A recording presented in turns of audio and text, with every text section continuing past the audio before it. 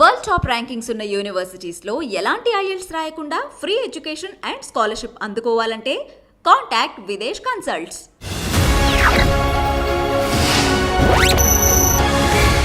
Doctor Samaram అనగానే తెలుగు రాష్ట్రాలు గుర్తొచ్చే సెక్స్ ఎడ్యుకేషన్. సెక్స్ గురించి మాట్లాడాలంటేనే మన దేశంలో ఒక ట్యాబు. మీరు ఎందుకు దాని గురించి మాట్లాడాల్సి వచ్చింది, మీకు రాయాల్సి వచ్చింది? నేను టీనేజ్లో ఉండగా ఒక కేసు మా నాన్నగారు చూసిన. నాన్నగారు ప్రొఫెసర్ ఆఫ్ బయాలజీ కనుక అది అప్పుడు హ్యావీ కిల్స్ అనే పుస్తకం ఉంటే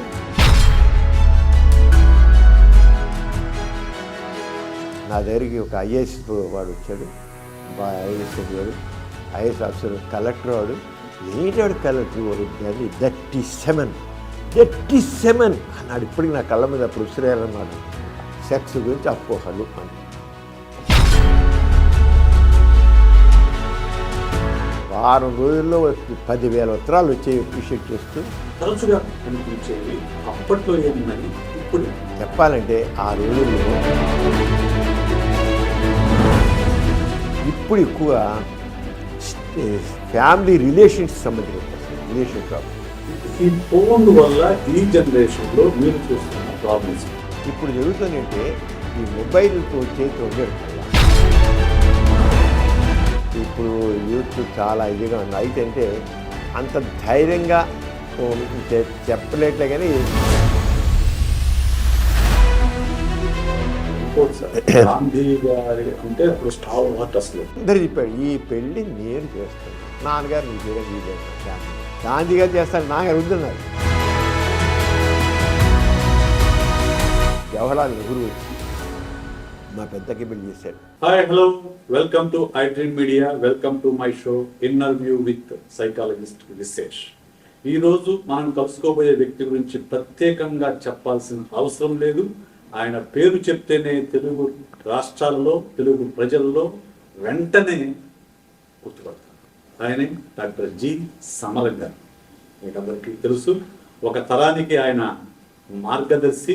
ఇంకా చెప్పాలంటే తెలుగు రాష్ట్రాల్లో సెక్స్ ఎడ్యుకేషన్ని తొలిసారిగా ఇంట్రడ్యూస్ చేసిన వ్యక్తి. 85 వయసులో కూడా నిరంతరంగా ప్రజలకు వైద్యం చేస్తూ చాలా యాక్టివ్గా ఉన్న డాక్టర్ గారి గురించి, ఆయన జీవితం గురించి, అలాగే ఆయనలో ఉన్న భిన్న కోణాల గురించి ఈరోజు మనం తెలుసుకున్నాం. నమస్కారం. సో మీరు డాక్టర్ సమరం అనగానే తెలుగు రాష్ట్రాలు గుర్తొచ్చే సెక్స్ ఎడ్యుకేషన్, దాని తర్వాత మిగతా అన్నీ కూడా. మీరు ఎప్పుడు, ఎందుకు అంటే సెక్స్ గురించి మాట్లాడాలంటేనే మన దేశంలో ఒక ట్యాబు. అది మాట్లాడడం అనేది ఎవరు చెప్పడం, మాట్లాడాలి. మీరు ఎందుకు దాని గురించి మాట్లాడాల్సి వచ్చింది, ఎందుకు రాయాల్సి వచ్చింది? మా కుటుంబం నేపథ్యం చెప్పినట్లయితే నేను ప్రముఖ నాస్తికులు, సంఘ సంస్కర్త గోరా గారి కుమారుడు. నేను టీనేజ్లో ఉండగా ఒక కేసు మా నాన్నగారి దగ్గరికి వచ్చింది. అంటే సంఘ సంస్కృతి కనుక రకరకాల సమస్యల వాళ్ళు మనుషులు నాన్నగారి దగ్గరికి వచ్చేవాళ్ళు. అప్పుడు నాకు ఎంత ఒక 16 ఏళ్ళు 15 ఏళ్ళు ఉంటాయి అంతే. ఒక వ్యక్తి గుడివాడలో ANR కాలేజీలో చదువుకుంటున్నాడు. అతను పెళ్ళి అయింది. అతను మొదటి రాత్రి పెళ్ళైన శోభన రాత్రి ఆ పెళ్లి కూతురు శోభన మీద అడుగు పెట్టగానే కాళ్ళ మీద పడిపోయి నన్ను క్షమించు, నేను మా నాన్నగారికి చెప్పలేకని పెళ్లి చేసుకున్నాను, నేను హస్తప్రయోగం చేశాను, అంతే నేను నపుంసకుడిని అయిపోయాను, నేను పనికిరాను, కానీ నేను చేసిన నేరానికి నిన్ను టచ్ చేయకుండా ఇప్పుడు నాకు 2 ఎకరాల పొలం ఉంది, ఆ 2 ఎకరాలు నీకు రాసిస్తున్నాను అని పెట్టేసి కాగితాలు పెట్టేసి నన్ను క్షమించి చెప్పేసి ఆ రాత్రే ఆ గదిలో వెళ్ళిపోయాడు. వెళ్ళిపోయి మళ్ళీ అతను బయట పారిపోకుండా నేను చేసిన పనికి పశ్చాత్తాపంగా నేను ఏ కాలేజీలో చదువుకున్నానో ఆ కాలేజీ దగ్గరే ఒక సైకిల్ షాప్ పెట్టి ఆ సైకిల్ షాప్ రిపేర్ చేసుకుంటూ నేను ఎంత భయంకరమైన తప్పు చేశాను నేను. అంతే నా తప్పుని అందరికీ చెప్పాలి, ఎవరు చేయకుండా ఉండాలని చెప్పి అక్కడ సైకిల్ షాప్ పెట్టి అందరు షాక్ తిన్నారు. ఏంట్రా నిన్నటిదాకా కాలేజీలో చదువుకున్న కుర్రోడు సైకిల్ షాప్ పెట్టి కూర్చున్నాడు, ఇది ఏమిటి ఇదంతా? వీడు అని అనుకుంటే నీ ఇలాంటి జరిగిందని చెప్పాడు. అప్పుడు కాలేజీలో లెక్చరర్స్ నువ్వు ఇలా కాదు, నువ్వు చాలా తప్పని చేసావు, గోరా గారు నా విజయవాడలో తీసుకెళ్తాను, నేను ఏదో అక్కడ డాక్టర్లు చూపిస్తారు అని చేత తీసుకొచ్చాను లెక్చర్స్. నాన్నగారు ఇప్పుడు మామూలుగా నాన్నగారు ప్రొఫెసర్ ఆఫ్ బయాలజీ కనుక అని చెప్పి అప్పుడు హ్యావిలీ కిల్స్ అనే పుస్తకం ఉంటే అది తీసుకొచ్చి అసలు దాంట్లో మాస్టర్బేషన్ వెరీ కామన్, 100కి 90 to 98% మగవాళ్ళందరూ చేస్తారు, నువ్వేం తప్పు చేయలేదు, అయినా సరే నేను డాక్టర్ దగ్గర తీసుకెళ్ళి నేను చూపిస్తాను అని చెప్పి విజయవాడ ఒక డాక్టర్ దగ్గర తీసుకెళ్తే ఆయన కూడా మాస్టర్బేషన్ తప్పేం కాదు, నువ్వేం చేయలేదు అని చెప్పి కౌన్సిలింగ్ చేస్తే అతను మళ్ళీ మామూలు అయ్యాడు. వరుసగా కొన్ని సిట్టింగ్స్తో నార్మల్ అయిపోయాడు. నాన్నగారి అప్పుడు నేను నాన్నగారి పక్కనే ఉంది ఇన్సూరెన్స్ వచ్చి మాట్లాడతాడు. నా వయసు కూడా మరి అలాంటి వయసే కదా, టీనేజ్లోనూ మరి మనం కూడా అలాంటి అలవాట్లు ఉన్నవాళ్ళం అవుతాం కదా. ఇది చాలా సీరియస్ ప్రాబ్లం అన్నమాట అని అనుకున్నాను. ఆ టైంలో ఇక్కడ ఒక నేచర్ గురించి ఒక పేపర్ వచ్చేది, దాంట్లో కూడా మాస్టర్బేషన్ చాలా ప్రమాదకరమైనది, భయంకరమైనది, హానికరమైనది అని చెప్పి అలాగా రాశారు. చదువుతున్న వల్ల మరి చాలా మాకు భయం వేస్తుండేది. ఈ కుర్రాడిని చూసాం, ఇక్కడ ఇలాగా ఈ రాత్రిని చూసి ఏంటనుకున్నాం. సరే నేను నాన్నగారితో పాటు ఆ కేసు తగ్గ ఫాలో అయితే కాదు, ఏదో దీన్ని సైంటిఫిక్గానే ఆలోచించాలి. అప్పుడు ఇంకా నేను మెడిసిన్లో అడుగు పెట్టలేదు, ఏం చేయలే. కానీ దట్ రింగరింగ్ మై మైండ్, ఏంటిది ఎంత కామన్ అన్నారు, 80 to 88%, 90 to 98% అంటున్నారు, ఇంత కామన్ ప్రాబ్లం అని. మరి నా ఫ్రెండ్స్ కూడా చెప్తుండేవాళ్ళు, ఏరా ఇది అయిపోతుంది, ఏంటిరా నేను చేయలేకపోతున్నాను, ఆపలేకపోతున్నాను రా అంటుండేవాళ్ళు. సరే మెడిసిన్లో జాయిన్ అయ్యాను. మెడిసిన్ చదువుతుంటే నేను ఫస్ట్ ఇయర్లో ఉండగా ఇంకా మాకు ఇంకా క్లినికల్ సైడ్ ఏం లేదు. అప్పుడే మా ఫ్రెండ్స్ వచ్చి వాళ్ళందరూ నా ఫ్రెండ్స్ వచ్చి మా కాలేజీలో చదువుతున్న కుర్రవాళ్ళు, ఆర్ట్స్ కాలేజీలో చదువుతున్న కుర్రవాళ్ళు వచ్చి ఏం సమరం ఏంటి, దీనికి ఏం చెప్పాలి, ఎలా కంట్రోల్ చేత కావట్లేదని చెప్తుండేవాళ్ళు. కానీ మదర్ ఏముంటున్నప్పుడు ఇంకా జస్ట్ స్టూడెంట్స్. నేను 5th ఇయర్లో ఉండగా మెడిసిన్ చదువుతున్న ప్రీ ఫైనల్ ఉన్నప్పుడు మా మెడిసిన్ ప్రొఫెసర్ గారు కొద్దిగా లేట్గా వచ్చారు. ఇప్పుడు లేట్గా ఎందుకు వచ్చానో తెలుసా, నా దగ్గరికి ఒక ఐఏఎస్ వాడు వచ్చాడు, ఐఏఎస్ చదివాడు, ఐఏఎస్ ఆఫీసర్, కలెక్టర్ వాడు, పెళ్ళి కాబోతుంది. కలెక్టరే కానీ వాడి గురించి వాడికి ఏమీ తెలియదు. నాకు వీర్యం పోయింది, అస్తమయం చేసే వీర్యం పోతుంది, నేను చాలా వీక్ అయిపోతున్నాను, వాడు పెళ్లి చేసుకోవాలి దాని భయంగా అని అడిగాడు. ఏంటి వాడు కలెక్టర్, వాడు దాన్ని 37 అన్నాడు. ఇప్పటికి నా కళ్ళ మీద అప్పుడు ఉసిరారనమాట. 37 దానికి ఎంత ఇది అనేసి, ఇవన్నీ వస్తాయి, మీరందరూ చాలా ఇలాంటివన్నీ మీరు డీల్ చేయాలి మీరు అందరూ అని అప్పుడు ఆయన చెప్పాడు. చెప్పి చాలా గట్టిగా చాలా ఇదిగా మాట్లాడాడు. ఎంత మాస్టర్బేషన్ తప్పేం కాదు, వీర్యం విలువైనదే కాదు, ఇక ఒక 100 రక్తపొడితో ఒక వీర్యపొడి సమానం అంత పెట్టి థ్రాష్ అని చాలా రోజు క్లాస్ తీసేసుకున్నాడు ఆయన. ఆ క్లాస్ మా అందరి బుర్రలో తిరిగింది. ఇంకా నేను ప్రాక్టీస్ పెట్టాక ఇక మన లైవ్ల కాలేజ్ నుంచి రోజు సాయంత్రం నాకు కుర్రోళ్ళు నాకు వచ్చేసేవాళ్ళు. ఇక అది ఈ ఏరియా అంతా నేను ఒక్కనే ఉండేవాడిని. నేను జనరల్గా నేను చాలా యూత్తో చాలా స్నేహంగా ఉండే, మొదటి నుంచి నాకు అలవాటు, చాలా కుర్రాళ్ళతో అందరూ చాలా స్నేహంగా ఉండేవాడు. అందరూ వచ్చి ప్రతివాడు చెప్పేవాడు, ఇలా చెప్పాడు, నాకు వచ్చిందనేవాడు, నాకు వీర్యం పోతుండేవాడు, అస్తమయం చేస్తుండేవాడు, స్వప్నకాలం ఇవన్నీ చెప్తుండేవాళ్ళు. అప్పుడు నేను ఇక లాభం లేదని దాని స్టడీ చేయడం బలెట్టాను. అప్పుడు ఇప్పుడు ఈ సాహిత్యం లేదండి, ఇప్పుడు అందరికి అందుబాటులో ఉంది, అప్పుడు ఏం లేదు, అందుబాటులో లేదు. అది నాకు అసలు ఇవన్నీ చెప్తే చూసేది కింద పడ్డా మీరు తెలుసుకున్నా, చాలా నాకు థ్రస్ట్ నా దాని నుంచి చాలా ఎక్కువైంది తెలుసుకున్నాను. ఆల్ ఇండియా రేడియోలో నేను రెగ్యులర్గా నా టాక్స్ వచ్చుతుండేవి. ఒక రోజున చెప్పా, ఏమండి ఇది చాలా బర్నింగ్ టాపిక్, ఇది మాస్టర్బేషన్ గురించి, వీర్యం గురించి ఓ టాపిక్ చేసి మాట్లాడదామని చెప్పి మా టాపిక్ ఇచ్చా, సెక్స్ గురించి అపోహలు అని. Tremendous response. వాళ్ళు చెప్పారు ఫస్ట్ ఎపిసోడ్ ఒక పబ్లిక్లో దాని మీద మాట్లాడింది. నేను ఏమని వాళ్ళు 1974 74లో 74 జూలై ఆ ప్రాంతం జూన్ జూలై ప్రాంతంలో వచ్చింది. వచ్చి వాళ్ళు చెప్పారు మా ఆల్ ఇండియా రేడియోకి ఏనాడు ఇన్ని ఉత్తరాలు రాలి వారం రోజుల్లో 10,000 ఉత్తరాలు వచ్చాయి అప్రిషియేట్ చేస్తూ అని చెప్పారు వాళ్ళు. అదే టైంలో ఏనాడు పేపరు వైజాగ్లో మొదలెడుతున్నారు. అది దాదాపు అక్కడ ఈనాడు ఫస్ట్ పేపరు వైజాగ్ దాదాపు లోకల్ ఎడిషన్లా ఉండేది మొత్తం.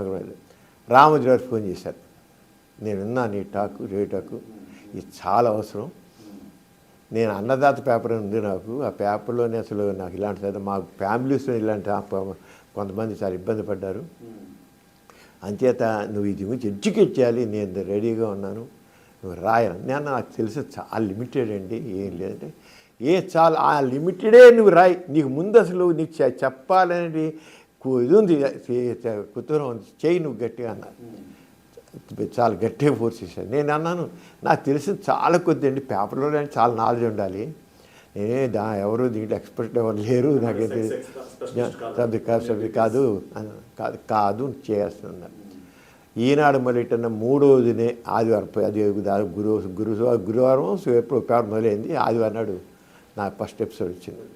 సెక్స్ సైన్స్ అని పెట్టి చెప్తే ట్రెమెండస్ రెస్పాన్స్ వచ్చింది. ఈనాడు వారం 7 కల్లా ఎన్ని దాదాపు 10,000 20,000 ఉత్తరాలు వచ్చేవి అక్కడి నుంచి వైజాగ్ ఉత్తరాలు వచ్చేవన్నీ చాలా రెస్పాన్స్ వచ్చింది. రామోజీ గారు అప్పుడు చాలా రామోజీ గారి మీద ఇది ఏంటి డైలీ పేపర్లో సెక్స్ గురించి రాయడం ఏంటి మీకు, ఇదంతా బూత్ పేపర్ అని, బూత్ అవ్వచ్చు ఏమవచ్చు కావచ్చు, నేను మాత్రం వేసి తీరుతాను మీరు చదవంటే అంటే బూత్ పేపర్ అని రామోజీ గారు చెప్పి చాలా మాట్లాడుతుండేవారు, ఇలా అంటున్నారు బూత్ పేపర్ అంటున్నారని అన్న. కానీ ఆయన మాత్రం చాలా గట్టిగా నిలబడ్డారు, చాలా గట్టిగా నిలబడి చాలా వయసు చాలా మధ్య 2వ సంవత్సరం చేయగల 2 వారానికి 2 సార్లు ఇళ్ళు పెట్టారు, ఆదివారం బుధవారం రాయడం. ఎందుకంటే అది రెస్పాన్సిబిలిటీ బాగా ఎక్కువ ఉంది. అక్కడి నుంచి ఇంక నేను మా అన్నయ్య గారు తను అప్పుడు ఆ రోజులు అమెరికాలో ఉన్నాడు, ఉంటే నేను ఏమైనా దీనికి సంబంధించి బుక్స్ ఉంటే చూడు అంటే అప్పుడే హ్యావ్లిక్లీస్ సంబంధించిన సెక్షువల్ రీసెర్చ్ బుక్స్ వచ్చాయి, హ్యూమన్ సెక్షువాలిటీ గురించి వాటి గురించి. అలా కిన్సే పరిశోధన ఆ పుస్తకాలన్నీ అమెరికా నుంచి పంపించారు. అక్కడి నుంచి మాస్టర్ జాన్సన్ది కిన్సే పరిశోధన సర్వే బాగా స్టడీ చేశాను. అక్కడి నుంచి నా జర్నీ స్టార్ట్ అయింది విషయంలో. ఇంకా అప్పటి నుంచి ఇంక జరుగుతుంది సంవత్సరాల పాటు అయిన తర్వాత మా టీవీ మొదలెట్టిన కొద్ది వారాల్లోనే మా టీవీలో మొదలెట్టారు రాసేవాళ్ళు. సంబరం సమయం పెట్టి వారం ఒకసారి శనివారం రాత్రి 12 గంటల నైట్ 12 గంటలకు వేసేవాళ్ళు. 12 గంటలకి వస్తే ఏం చూసేవాళ్ళు జనాలు అప్పుడు మా టీవీలో బిగినింగ్లోనే. అది చాలా అప్పుడు ఇప్పుడున్న మా టీవీలా కాదు, మామూలు ఇప్పుడు సిటీ కేబుల్లా ఉంటుంది, అలా ఉండేది మా టీవీ మొదలెట్టిన రోజుల్లో. అలా పెడితే నేను అదే రోజుల్లో అంటే రెస్పాన్స్ చూసాను లేదు. నేను జన విజ్ఞాన వేదిక వాళ్ళు మూఢనమ్మకాల మీటింగ్ పెడితే ప్రకాశం జిల్లా దర్శిని విలేజ్ నువ్వు వెళ్తే ఆ దర్శి విలేజ్ వెళ్తే వాళ్ళు సినిమా పెడితే ఆ మీటింగ్ తీసుకెళ్తూ 6 గంటల ప్రాంతంలో సినిమాల దగ్గర తీసుకెళ్ళి శనివారం అది తీసుకెళ్ళి ఒకసారి హాల్లో తొంగుతూ ఉన్నాను. హాల్ ప్యాక్డ్గా ఉంది, ఎందుకు ఇలా చూడండి అంతే అని. ఎలా ఉంది, ఫుల్గా ఉంది సినిమా ఫుల్గా ఉన్నాను. మళ్ళీ అయిపోయింది, మళ్ళీ తిరిగి వస్తున్నాను. తిరిగి వస్తుంటే 11 ప్రాంతం మీటింగ్ అయిపోయి తిరిగి వస్తుంటే మళ్ళీ అదే హాల్లోకి వెళ్ళి చూడమన్నారు. చూడండి జనం 25 మంది 50 మంది ఉన్నారు. ఇందాడేమో ఫస్ట్ షోకేమో ప్యాకెట్గా ఉన్నారు, 25 మంది 50 మంది ఉన్నారు. ఏంటో తెలుసా, ఇవాళ శనివారం 12 గంటలకి మీ ప్రోగ్రాం వస్తుంది, అంచేత ఎవరు ప్రొపరేటర్గా చెప్పడం ఆ జనం అందరూ రావడం మానేశారు. సినిమాకి రావట్లే, మీ ప్రోగ్రాం వస్తుంది, సినిమా చూడట్లేదు చెప్పడం. ఎంత ఆ రంగం చాలా ఇలాంటి ఇష్యూస్ చాలా, అంటే నాకు ఒక రకంగా ఇక నేను చేసేది కరెక్ట్గా ఉంది, ఇంకా చెయ్యాలి అనేది నాకు వచ్చిన తర్వాత ఈనాడైంది స్వాతులు రాసాను. స్వాతులు ఇప్పుడు దాదాపు 30 సంవత్సరాల నుంచి రాస్తూనే ఉన్నాను. 30 సంవత్సరాల నుంచి ఇప్పుడు వస్తుంది స్వాతులు, ఇప్పటికి వస్తుంది స్వాతులు. దాదాపు 40 ఏళ్ళ ఎందుకంటే రెగ్యులర్గా. బలరాం గారు కూడా అంతే, చాలా అవసరం అండి అన్నారు. మధ్యలో ఎప్పుడో ఒక 2 ఏళ్ళు ఆపారు, ఆపి మళ్ళీ మళ్ళెట్టారు, ఆపి మాత్రం మళ్ళెట్టారు అంటాను. ఇంకా ఆయన అన్నారు స్వాతి ఉన్నంతకాలం నీ ఆర్టికల్ ఉంటుంది, ఆపే పని లేదు ఇది, నువ్వు రాస్తూ ఉంటావు స్వాతి ఉన్నంతకాలం అని. అలాగే చేశారు. అక్కడి నుంచి నేను ఇక మా టీవీ అయిపోయింది, టీవీ5లో చేశాను, సిబిఆర్ హెల్త్ ఛానల్లో 7 సంవత్సరాల నుంచి వచ్చాను. ఈటీవీ లైఫ్లో మళ్ళీ రామోజీరావు గారు మళ్ళీ ఆ ఈటీవీ లైఫ్లో హెల్త్ ఛానల్ ఇది, దాంట్లో సుఖజీవనం పెట్టేసి దాంట్లో వేసి ఇప్పుడు వస్తుంది దాన్ని ప్రచారంగా. మీరు 50 ఏళ్ళుగా ఈ దీంట్లో పనిచేస్తున్నారు సెక్స్ ఎడ్యుకేషన్ మీద. మీకు వస్తున్న ఉత్తరాల్లో కానివ్వండి, లేకుంటే మీరు చూసిన కేసుల్లో కానివ్వండి, తరచుగా కనిపించేవి అప్పట్లో ఏమున్నాయి, ఇప్పుడు ఏమున్నాయి? చెప్పాలంటే ఆ రోజుల్లో హస్తప్రేమ తెగుండేవండి వచ్చే ఉత్తరాలు. తర్వాత వీర్య నష్టం గురించి, ఒక వీర్య బొట్టు 100 రక్తబొట్లు సమానం అనే భాగం ఎక్కువ ఉండేది. అంగ పరిమాణం, ఈ 3 చాలా అప్పుడు.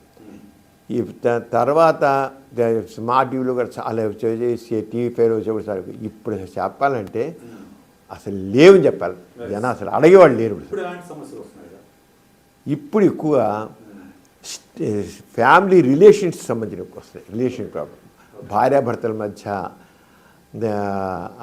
అనుబంధాలు సరిగ్గా, స్ట్రెస్ ఫ్యాక్టర్స్, రిలేషన్ ప్రాబ్లమ్స్ చాలా ఎక్కువ వస్తున్నాయి. ఎక్కువగా ఈ సాఫ్ట్వేర్ ఇంజనీర్స్ వాళ్ళు స్ట్రెస్ ఫ్యాక్టర్ చాలా ఎక్కువ ఉంటుంది.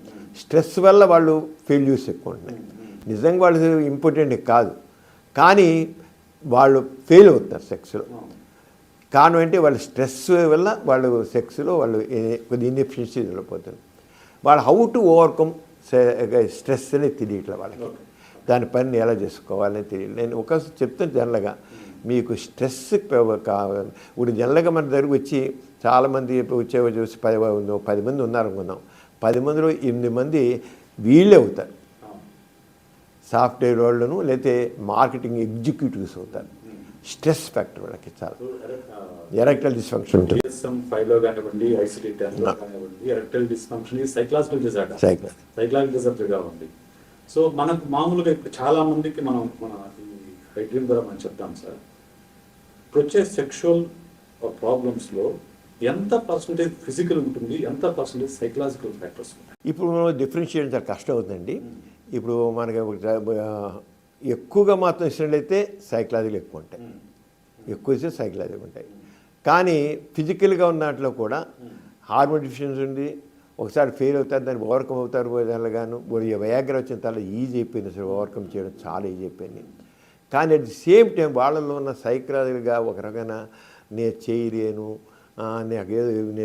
నాలో ఈడీ వచ్చేసింది, ఎరెక్టైల్ డిస్ఫంక్షన్ వచ్చేసింది, నాలో ఇంపార్టెన్స్ వచ్చేసింది, ఆ సైకలాజికల్ ఎఫెక్టు వాళ్ళు చేయగలిగి ఉండి కూడా సెల్ఫ్ కాన్ఫిడెన్స్ లేకపోతే, మెయిన్గా సెల్ఫ్ కాన్ఫిడెన్స్ లేకుండా పోతాం. సెల్ఫ్ కాన్ఫిడెన్స్ ఉంటే సెల్ఫ్ మోటివేషన్ ఉండలేదు. ఆ సెల్ఫ్ మోటివేషన్ సెల్ఫ్ కాన్ఫిడెన్స్ లేకపోవడం వల్ల చేయగలిగి ఉండి కూడా చేయలేకపోతున్నారు వాళ్ళు. అంతే ఒక నిజంగా ఇప్పుడు ఎండోక్రైనల్ డిఫిషియన్సీ కొంత ప్రధాన కారణం. వాస్కులర్ షుగర్ ఉన్న ఖచ్చితంగా డయాబెటీస్ పూర్వకాలం ఎక్కువైపోయిందండి, చాలా పూర్వకాలం నేను ప్రాక్టీస్ పెట్టిన వాళ్ళు 60 ఏళ్ళు సెకండ్ డయాబెటీస్ కాదు, ఇప్పుడు 20 ఏళ్ళ 20 ఏళ్ళకి 30 ఏళ్ళకి డయాబెటీస్ ఉంటుంది. చాలా ఒబేసిటీ ప్రాబ్లమ్స్ చాలా ఎక్కువైపోయాయి. ఈ ఒబేసిటీ వల్ల అసలు ఆశ్చర్యం, వాళ్ళు 25 ఏళ్ళు వాళ్ళు వస్తారు, పురుషాంగ బెల్లం పాస్టేస్ అంటాం, చర్మం మూసి పగిలిపోయి పుండి అయిపోయినట్లు ఉంటుంది, లేకపోతే సెక్స్ చేసి నిప్పుకుంది, పరిచేస్తే షుగర్ ఉంటుంది. అంటే స్ట్రెస్ వల్ల డయాబెటీస్ చాలా ఎక్కువైపోయింది, చాలా ఎక్కువైపోయింది. అంచేత మెయిన్గా స్ట్రెస్ ప్రాబ్లం. ఈ స్ట్రెస్ ప్రాబ్లంకి నేను అనుకుంటుంది అంటే, ఒకటి ఎట్లయినా బాస్ యొక్క ప్రెషర్ ఎక్కువ ఉంటే, స్కిల్స్ డెవలప్మెంట్ స్కిల్స్ తక్కువ ఉంటున్నాయి. స్కిల్స్ లేకపోవడం వల్ల వాళ్ళు టైం బౌండ్గా పనిచేయాలి, స్కిల్స్ తగినది డెవలప్ చేసుకోవట్లా. స్కిల్స్ లేకపోవడానికి వాళ్ళు ఫెయిల్ అవుతున్నారు. అంచేత ఎవరు ఏ వొకేషన్ ఉన్నారో దాని స్కిల్స్ కావాలి. ఆ స్కిల్స్ లేకపోవడం వల్ల వాళ్ళు స్ట్రెస్ డెవలప్ అవుతుంది. ఆ స్ట్రెస్ డెవలప్ అవడంతో అయిపోతుందంటే చేయలేకపోతుంది. చేయకపోయేకల్లా ఒక రకం డిప్రెషన్ వెళ్ళిపోతుంది, డిప్రెషన్ ప్రాబ్లం కూడా ఉంటుంది. ఈ రకంగా వాళ్ళు వెళ్తున్నారంటే మెయిన్గా ఆర్గానిక్ కాజెస్లో కూడా సైకలాజికల్ ప్రతి దాంట్లో కలిసి ఉంటుంది చెప్పాలి. అంచేది కేవలం మనం సెపరేట్గా ఇది హార్మోన్ డిఫిషియన్సీ, ఇది వాస్కులర్ డిఫిషియన్సీ డిఫెక్ట్ వల్ల ఉంది, లేకపోతే న్యూరలాజికల్ అని చేయడం కంటే సైకలాజికల్ ఎఫెక్ట్ ప్రతి దాంట్లో ఉంటుంది. కౌన్సిలింగ్ ఇంపాక్ట్, కానీ కౌన్సిలింగ్ యొక్క ఇంపార్టెన్స్ జనాలు గుర్తించట్ల ఇప్పటికీ. ఇప్పుడు మా హాస్పిటల్ ఉంది, సెపరేట్ యూనిట్ పెట్టాను, సైకాలజిస్టులు ఉన్నారు, స్కిల్డ్ సైకాలజిస్టులు ఉన్నారు. ఉన్నప్పటికీ కూడా మీరు వెళ్ళి చూపించుకుంటే మందులు రాసి చేయండి అంటారు. అది కావును కాదయ్యా నీ అని అంతే. అందుకే మందు రాసిస్తాం, రాసిస్తే సరే వచ్చి మందుతో సరిపోదు. అది మా చెబుతాను. కౌన్సిలింగ్ ఉన్న మైండ్ సెట్ వాళ్ళల్లో సరైన క్లారిటీ రావాలి. Counselling very important. కానీ అసలు కౌన్సిలింగ్ని ఇప్పటికీ అర్థం చేసుకోవట్లేదు. ఎంత ఎక్కడో బయట కూడా కాదు, హాస్పిటల్ ఏమైనా ఉంది అక్కడే చూపించుకుంటే కూడా మందు రాసేవండి, మందు రాసేవాడి. ఇంతే తప్ప ఆ కౌన్సిలింగ్ ఇంపార్టెన్స్ నేను మాత్రం చెప్తాను. కౌన్సిలింగ్ ఇంపార్టెన్స్ చాలా అర్థం చేసుకోవాలి, చాలా ఉంటుంది. ఎందుకంటే మైండ్ యొక్క యాక్షన్ సెక్స్ మీద చాలా ఉంది. మైండ్ సెక్స్ మీదే కదా, అన్నిటి మీద ఉంది, స్ట్రెస్ మీద చాలా ఉంది.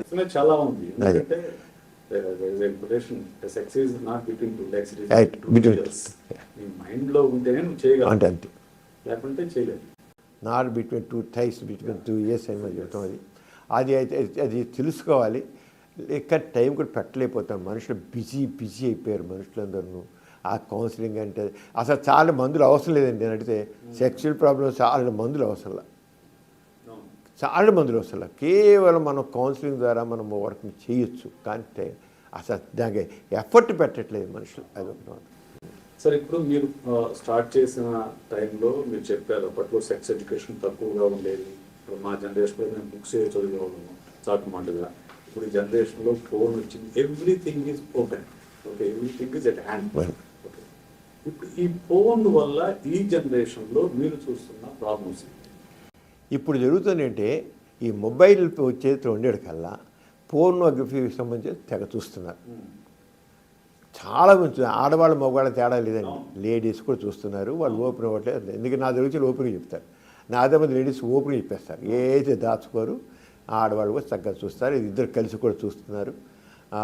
పోర్న్ వీడియో చూసేవాళ్ళు ఏమంటున్నారంటే ఆ రంగం మనం చేయలేకపోతే భార్య చేస్తుందంటే అక్కడ మగవాడు అంత పోర్నర్లో వాడంత ఇదిగా అంత ఎఫెక్టివ్గా అంత చెప్తాడు. చూసుకుని 2 నిమిషాల్లో 6 నిమిషాలు పడిపోతుంది వీడియో.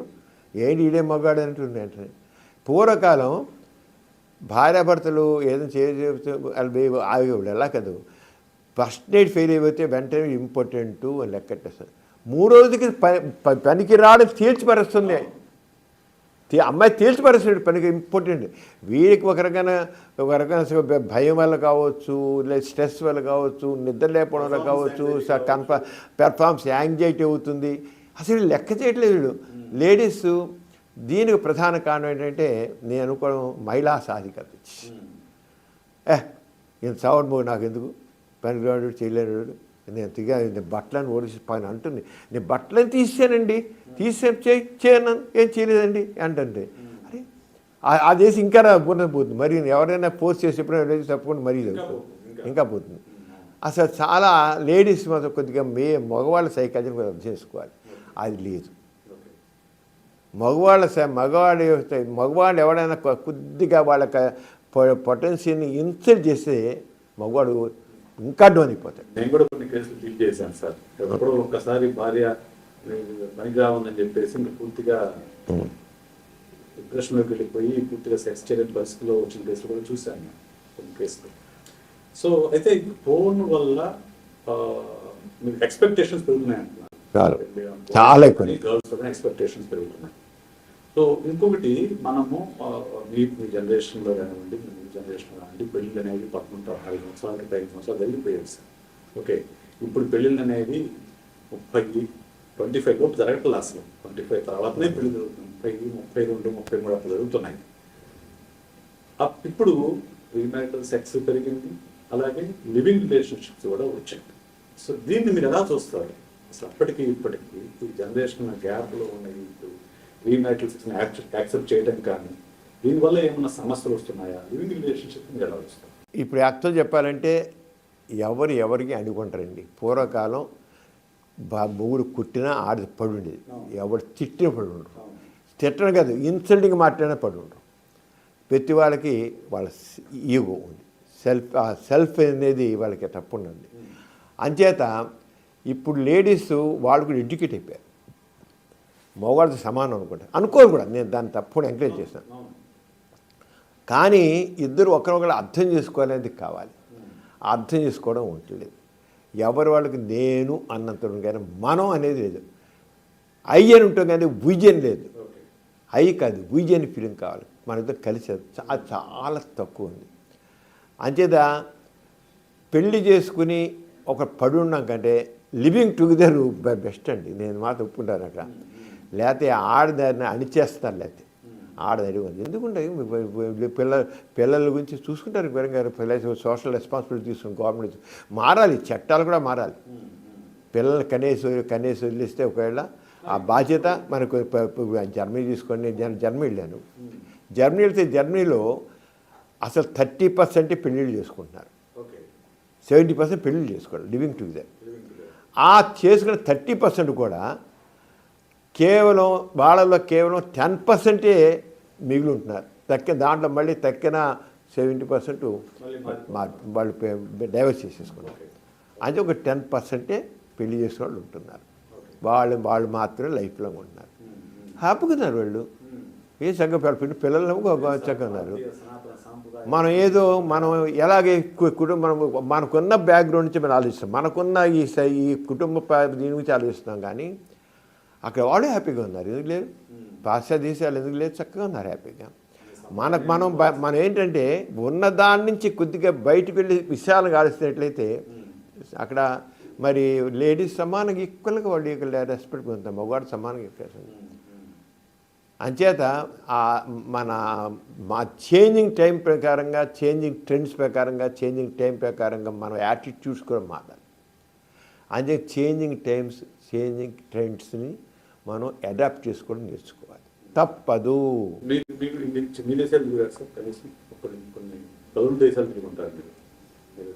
లేదా 30 కంట్రీస్ తిరిగాను.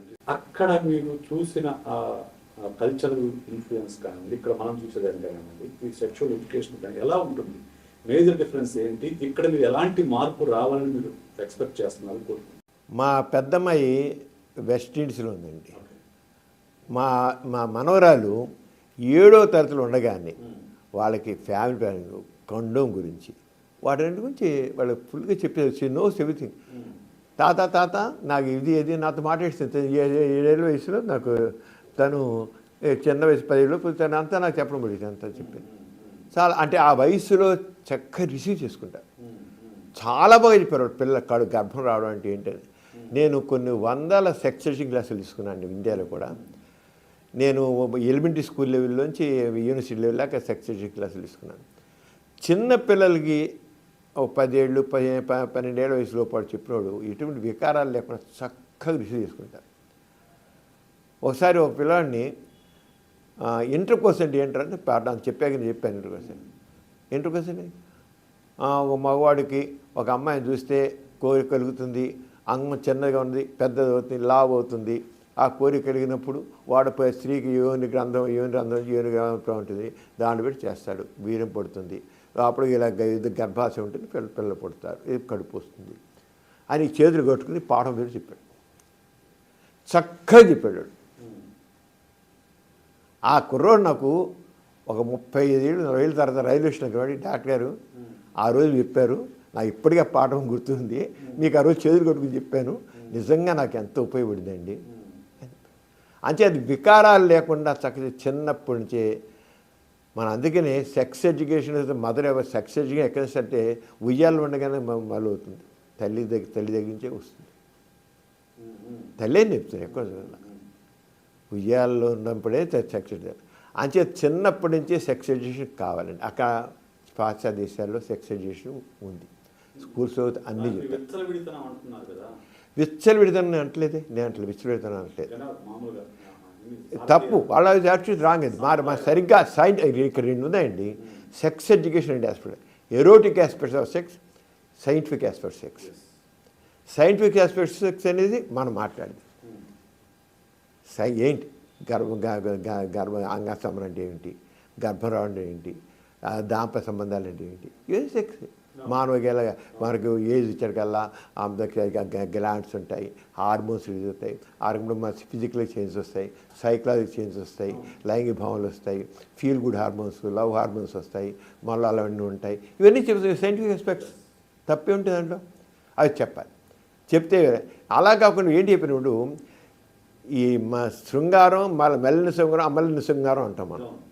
మలిన శృంగారం అంటే అసభ్యంగా ఒట్టి మనుషుల్ని రెచ్చగొట్టేది అమలిన శృంగారం, మలిన శృంగారం. అమలిన శృంగారం అంటే చక్క శృంగారం అన్న మన వాళ్ళకి తేడా తెలియట్లేదు. మీరు ఎరోటిక్ అమలిన మలిన శృంగారం అన్నారు కాబట్టి మీ ఇష్యూ ఉన్న ఒకటి ప్రస్తావిస్తాను. ఆర్జీవి జిఎస్టీ తీసుకున్నప్పుడు మీరు డిస్కషన్లో పార్టిసిపేట్ చేశారు. అప్పుడు ఆయన ముందు క్వశ్చన్ వేశారు, మీరు ఇప్పుడు సెన్స్లో పార్టిసిపేట్ చేశారు. మీరు ఆ సినిమా చూసారా సార్? జిఎస్టీ చూడలేదు. Just participate.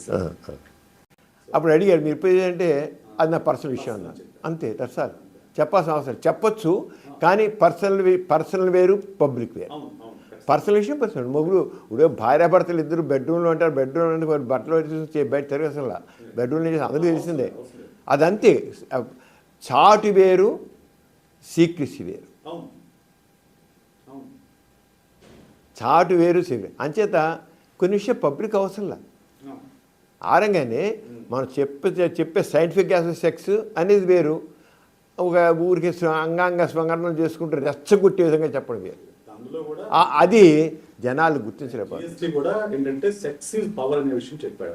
అంతే. Sex is the power of a woman. అంటే use it, you like it, you can use it as you like అనేది అది మొత్తం కూడా స్క్రీన్ మొత్తం కూడా అదే ఉంది. కాకపోతే బాడీ పార్ట్స్ అన్ని చూపించుకుంటూ ఎక్స్ప్రెస్ చేశారు కాబట్టి మన దగ్గర కనీసం ఖచ్చితంగా వ్యతిరేకత ఖచ్చితంగా వచ్చింది.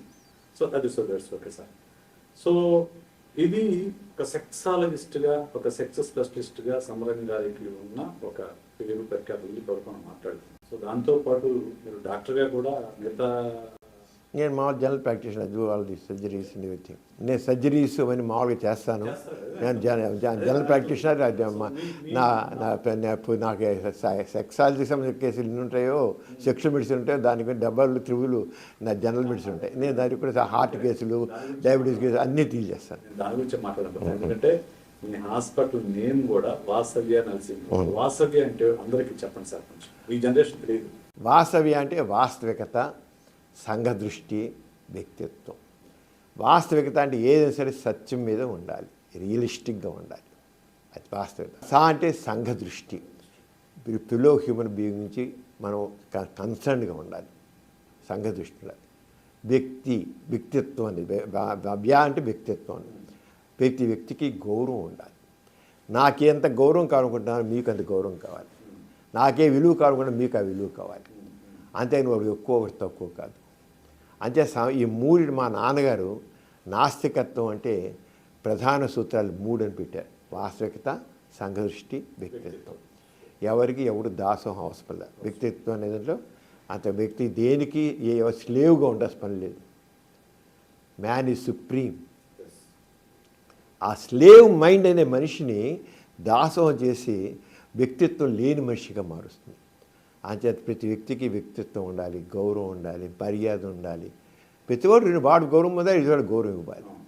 అంతే. వాసవ్య అనే దాని మీద మా హాస్పిటల్ పెట్టాం. నేను అందుకే ప్రతి మా పేషెంట్ వస్తే నేను ప్రతిదీ వివరించి చెప్తాను, స్పష్టంగా చెప్తాను. దాంట్లో మాత్రం దాపరేకాలు పెట్టను. ఇది ఎందుకోసం చేసి ఇది చెప్తాను, ప్రతి చెప్తాను, వీరు ఎందుకు చెప్తాను. మీరు స్టేట్ ప్రెసిడెంట్గా చేశారు, నేషనల్ ప్రెసిడెంట్. నేను నేషనల్ ప్రెసిడెంట్ చేశాను, జాతీయ అధ్యక్షుడిగా చేశాను. సో అలాగే చాలా కార్యక్రమాలు, ఐ క్యాంప్స్ కండక్ట్ చేశారు, ఎయిడ్స్ క్యాంప్స్ కండక్ట్ చేశారు, అలాగే చాలా మెడికల్ క్యాంప్స్ కండక్ట్ చేశారు. ఇటువంటివి చాలా కొన్ని సంవత్సరాలు, దశాబ్దాలుగా మీరు పని చేస్తున్నారు. About services. వీటిలో మీకు బాగా సంతృప్తినిచ్చిన ఏదన్నా ఒక గుర్తు వెంటనే ఈరోజు అంటే మనకు ఒక పని రోజు రెగ్యులర్ డ్యూటీ చేస్తూ ఉంటాం సార్, కానీ కొన్ని మనకు వాళ్ళు ఇచ్చే కాంప్లిమెంట్స్ కానీ వాళ్ళు ఇచ్చే మనకు సంతృప్తినిస్తాయి, అందుకనే గుర్తొస్తాయి. అటువంటి మీకు గుర్తొచ్చిన సందర్భం దాంట్లో నేను ప్రతి పనిలోనూ నేను ఒక తృప్తి పొందుతానండి. అది ఫస్ట్ థింగ్. నేను ఏ పని చేసి ఎంత చిన్న పని అయినా సరే ప్రతిసారి నా పనిలో ఒక ఆ తృప్తి, ఆనందం పొందుతాను, సంతోషం పొందుతాను. ఎక్కడ దేనికి నేను విసుగు చెందాను. అది నా ప్రథమైనది. నేను 1000సారి ఆపరేషన్ చేసినా, చిన్న ఆపరేషన్ 1000సారి చేసినా సరే చాలా బాగా వచ్చింది కదా అంటాను. మనకు వచ్చింది కదా అని తృప్తి ఉంది. అంటే ప్రతిదీ పర్ఫెక్ట్గా మనం చేయాలి, ఏది ఈజీగా చేయకూడదు. నేను కరోనా టైంలో అందరూ హాస్పిటల్స్ మూసారు. ఓ డబ్బులు రెండో సెకండ్ ఫేజ్ వచ్చేగల కొంతమంది లక్షలు సంపాదించారు. నేను మాత్రం కరోనా టైంలో ఒక్క నయపైస కూడా పుచ్చుకోకుండా కొన్ని వేల మందికి ఉచితంగా ట్రీట్మెంట్ చేశాను కోవిడ్ టైంలో. ఆ టైంలో మా చెల్లెలు కరోనా వచ్చి చనిపోయిన సొంత చెల్లెలు చనిపోయింది. అయినప్పుడు కూడా ఈ మామూలుగా మైగ్రెంట్ లేబర్స్ వాళ్ళ దగ్గర వెళ్ళి రోజు వెళ్ళారు, చూసి వాళ్ళు మందులు ఇచ్చి ఎలా చేసి గవర్నమెంట్ హాస్పిటల్ చేసి ఇక్కడ పేషెంట్ని హాస్పిటల్ పెట్టుకుని వీళ్ళందరికీ ఆక్సిజన్స్ పెడుతూ చేసి సీరియస్గా పంపించాక వెళ్ళి చూసి అలా చేశాను.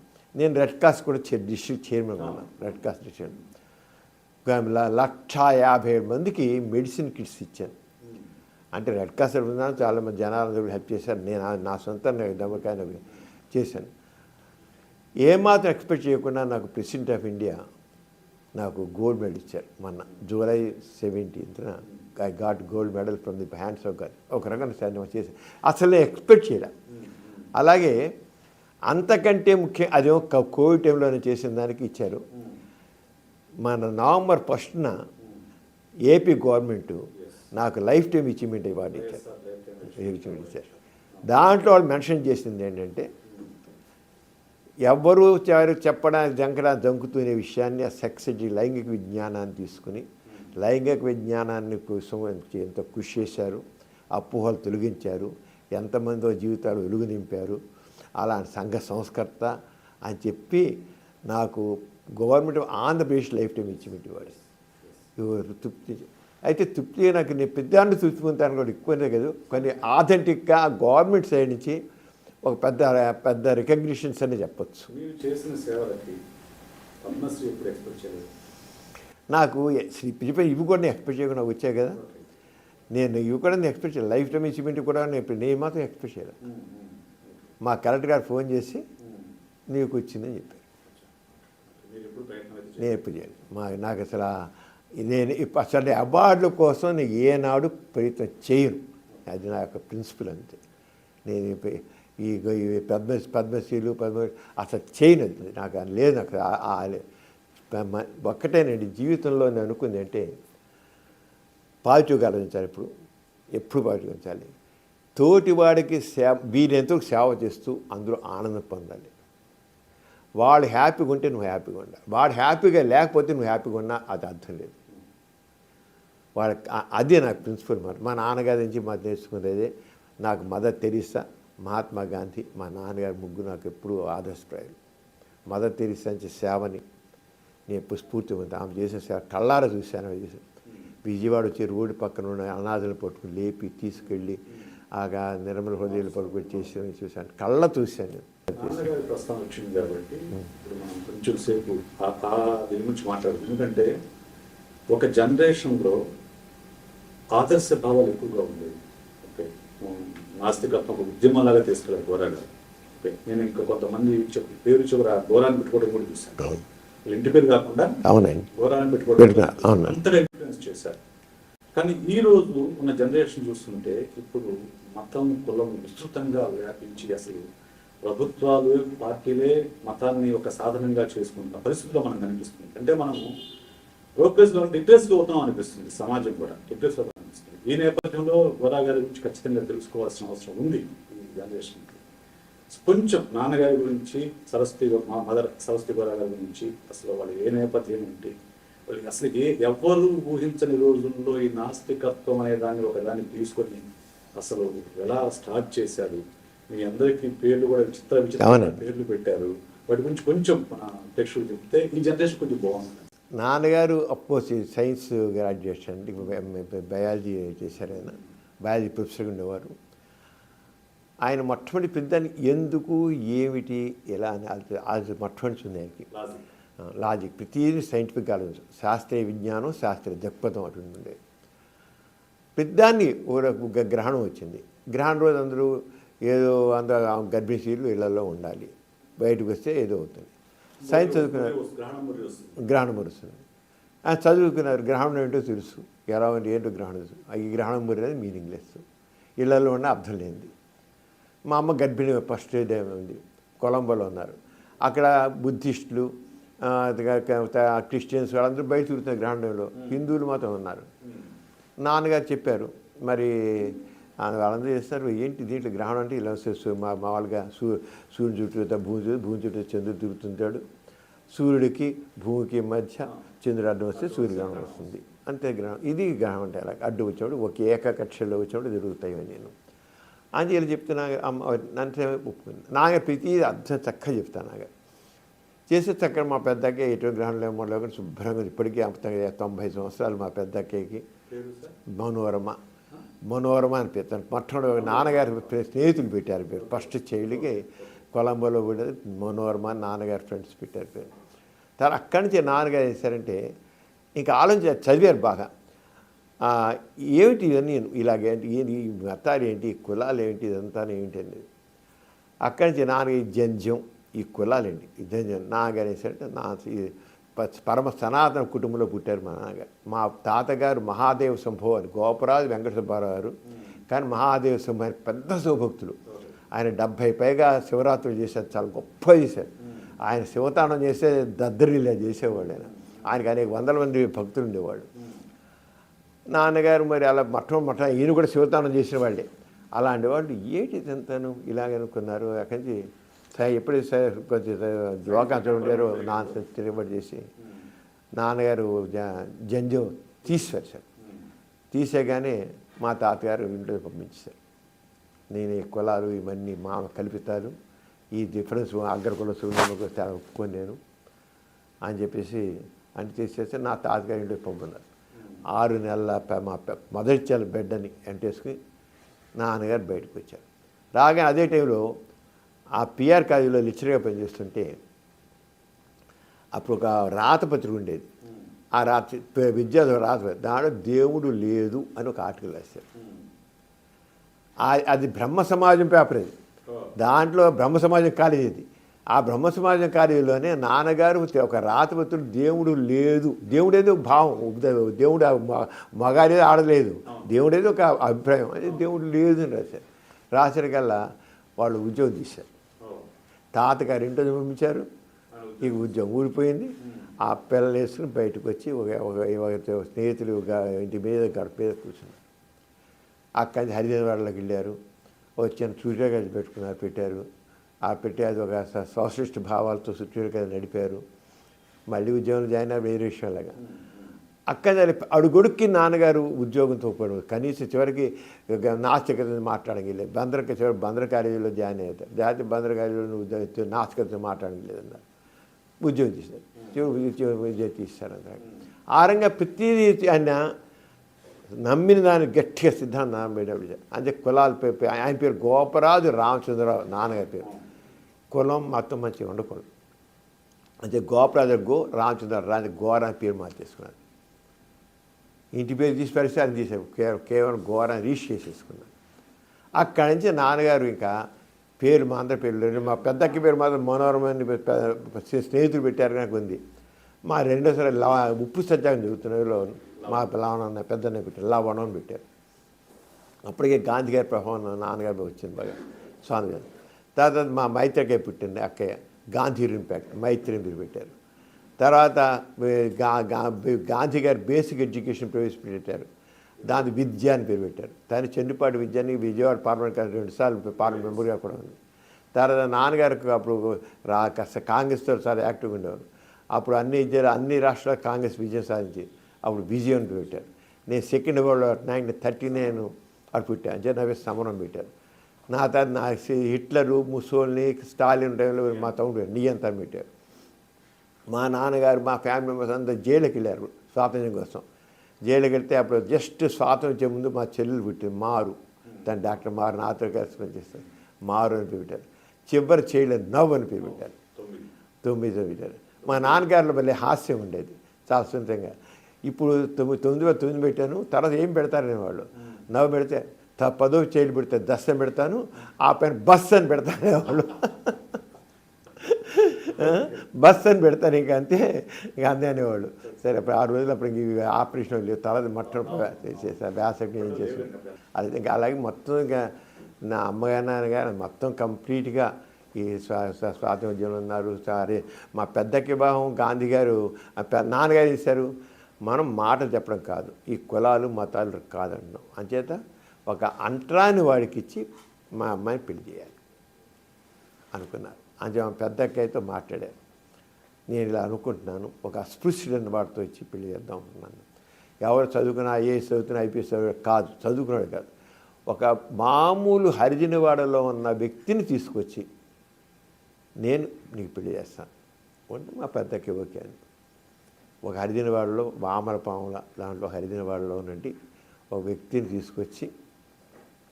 తీసుకొచ్చి అక్కడ ఆ హరిజనవాడలో పెళ్లి చేసి గాంధీ గారితో నాన్నగారు పరిచయం. నాన్నగారు గాంధీ గారికి మధ్య నాస్తికం బాగా జరిగాయి.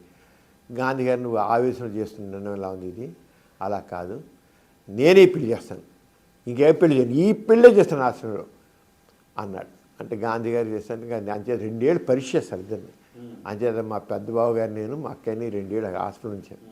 అందరు చెప్పాడు ఈ పెళ్ళి నేను చేస్తున్నాను, నాన్నగారు నువ్వు చేయడం వీలేదన్నారు. గాంధీ గారు చేస్తాను, నాన్నగారు వద్దన్నారు. ఎందుకంటే నువ్వు దేవుని పేరు ఇస్తావు, నేను దేవుని ఒప్పుకోను. నో దేవుని పేరు కొడతాను, సత్యసాక్షిగా పెళ్లి చేస్తాను అంతే, దేవుని పేరు ఎక్కడా చూసినా అన్నాడు. అందరికీ చెప్పాడు పెళ్లి చేస్తాను.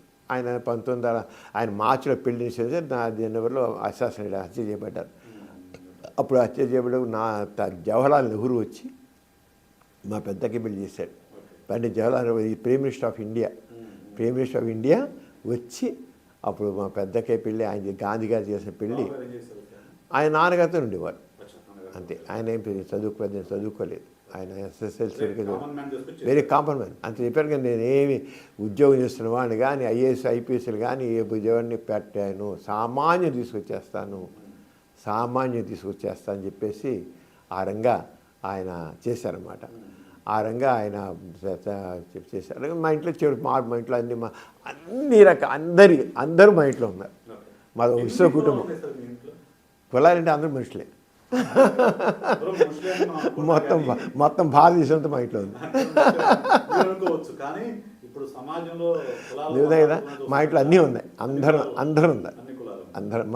మొత్తం మా నాన్నగారికి 80 మంది మనవులు ముని మనవులు అందరూ ఉన్నారు. నేను ఒక ప్రశ్న అడుగుతాను. ఇప్పుడు గోరా గారు అంటే నాస్తికత్వం అంటే గోరా గారి ద్వారానే మొదలైందని అంటారు భారతదేశం మొత్తం మీద. మీ ఫ్యామిలీలో ఎక్స్టెండెడ్ ఫ్యామిలీలో కానీ భక్తులు ఉన్నారా అండి? భక్తులు ఎవరు లేరండి, ఎవ్వరు లేరు. మా నాన్నగారికి మా పిల్లలకి వచ్చిన మా అల్లుళ్ళు కానీ కోడళ్ళు కానీ, మా పెద్ద వదిన మా లావణయ్య వైపు జాషువా కవి గారి కూతురు హేమలత లావణం గారు, అలాగే ఎవరు ఈ రోజులకు ఒక్కలేరు. ఎవరు నాన్నగారికి మా కొడుకులు కూతుళ్ళు మనవలు ముని మనవల్లాగా ఉన్నారు. 5 జనరేషన్స్ ఉన్నాయి. 5 జనరేషన్స్ ఒక్కడు కూడా ఇంతవరకు భక్తులు లేరు ఎవరు. అందరూ కూడా గోరా గారి మాట.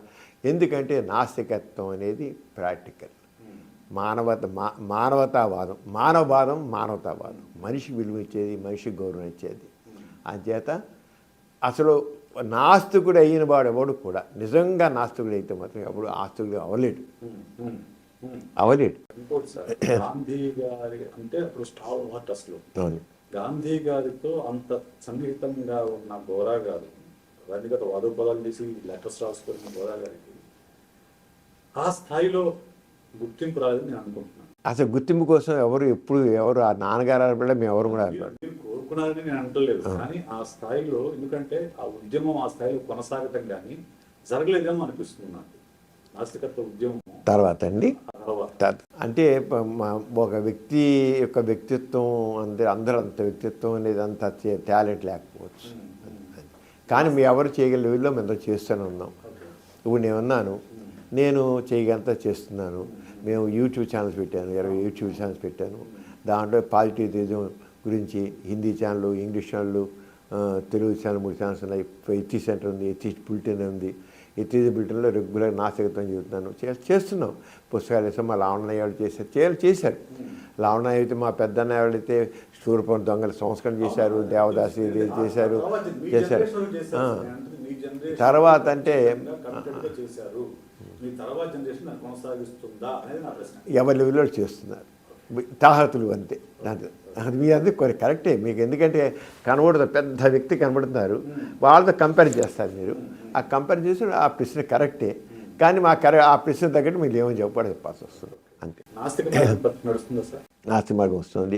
ఎథిస్ట్ పేపర్ నేను ఢిల్లీలో ఉన్నప్పుడు నాస్తిక సబ్స్క్రైబర్ని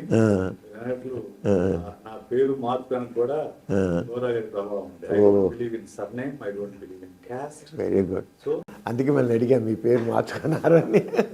ఇది డిఫరెంట్గా ఉంది కనుక నేను మొట్టమొదటి ప్రశ్న చదివి మళ్ళీ వేసాను నేను.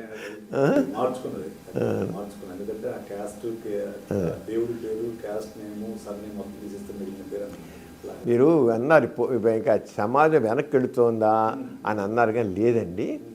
ఇప్పుడు యూత్ చాలా ఇదిగా ఉంది. అయితే అంటే అంత ధైర్యంగా చెప్పలేట్లే, కానీ వాళ్ళ పూర్వకాలంలాగా అంత మూఢ విశ్వాసం లేదు మనుషుల్లో. తిరుపతి వెళ్ళే వాళ్ళు ఉన్నారు, వెళ్తున్నారు, కానీ ఊరు వెళుతున్నారు అంతే.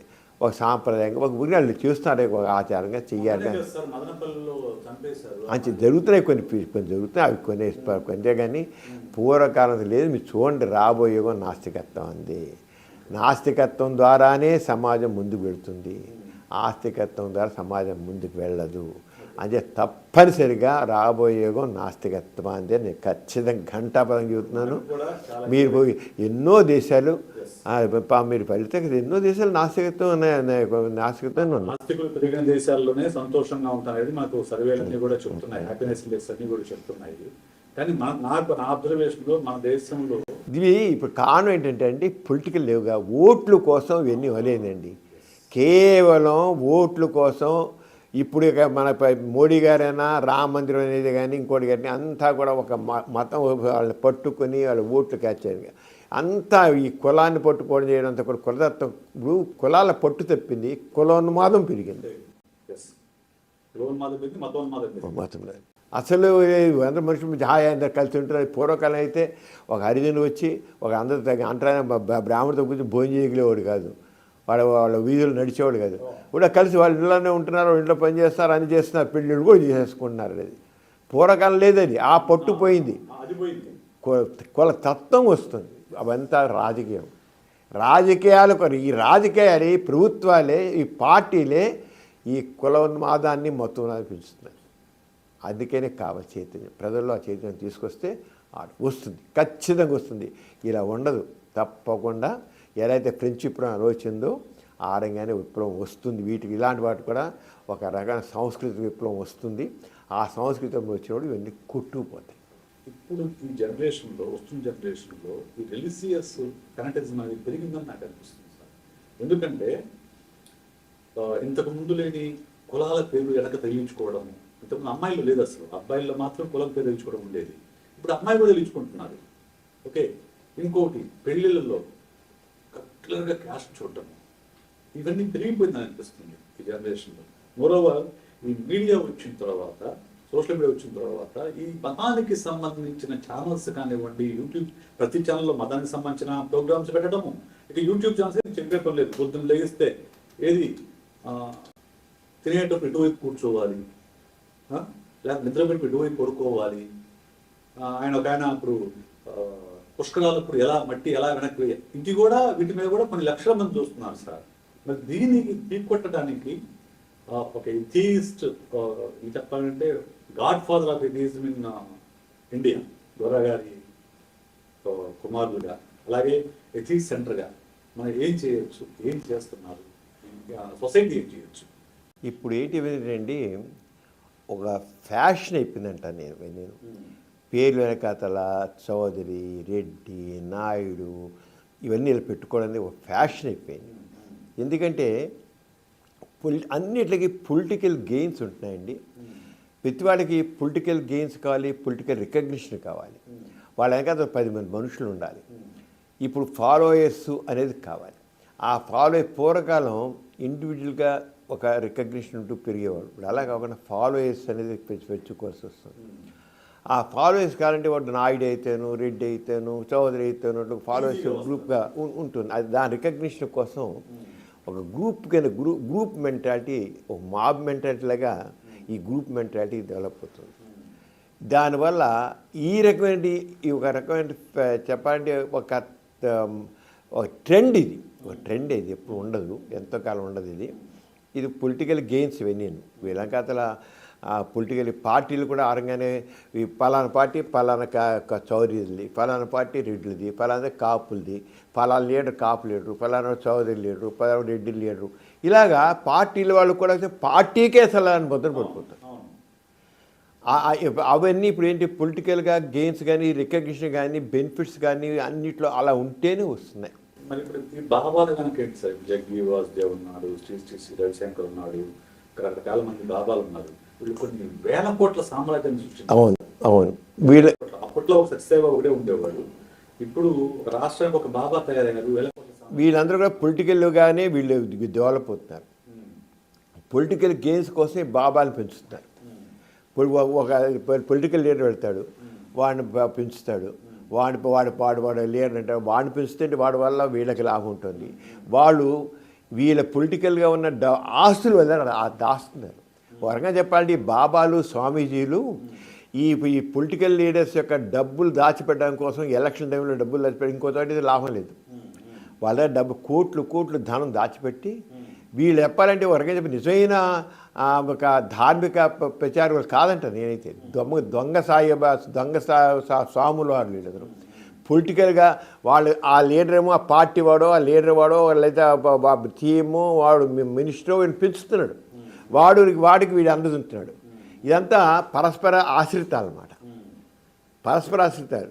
స్వామీజీ వల్ల ఏమో ఆ మినిస్టర్ వల్ల స్వామీజీ ఆరంగా పరస్పర గెలిచి వాడు సామ్రాజ్యాలు నిర్మిస్తున్నారు. వీళ్ళు నిస్వార్థంగా చేయట్లేదు. వెనకాల మీరు వెళితే వెనకాల తీస్తే చాలా వీళ్ళ వెనకాల గూఢాచారాలు చాలా ఉన్నాయి. ఈ ఆధ్యాత్మికం అనే పేరుతో వాళ్ళు చూశారు. మీరు ఎన్ని రకాల స్వామీజీలు, ఎన్ని రకాల మోసాలు, ఎన్ని రకాల చివరికి పోయి డేరా బాబాలు వీళ్ళందరూ జైల్లో కూర్చుని ఎలా ఉన్నా చేసేవాళ్ళు, ఇన్ని మర్డర్స్ చేసేస్తున్నారు. ఎన్ని చేస్తే వాళ్ళ సామ్రాజ్యాలు నిలబెట్టడం కోసం వెనకాల పొలిటికల్ సపోర్ట్ వీళ్ళందరికీ. అంతే పూర్వకాలాగా అనుకోవడం లేదు. అది ఇప్పుడుంది అంత పొలిటికల్ అండి. పొలిటికల్ గెయిన్స్, రాజకీయమైన ఇవన్నీ కూడా అంతే.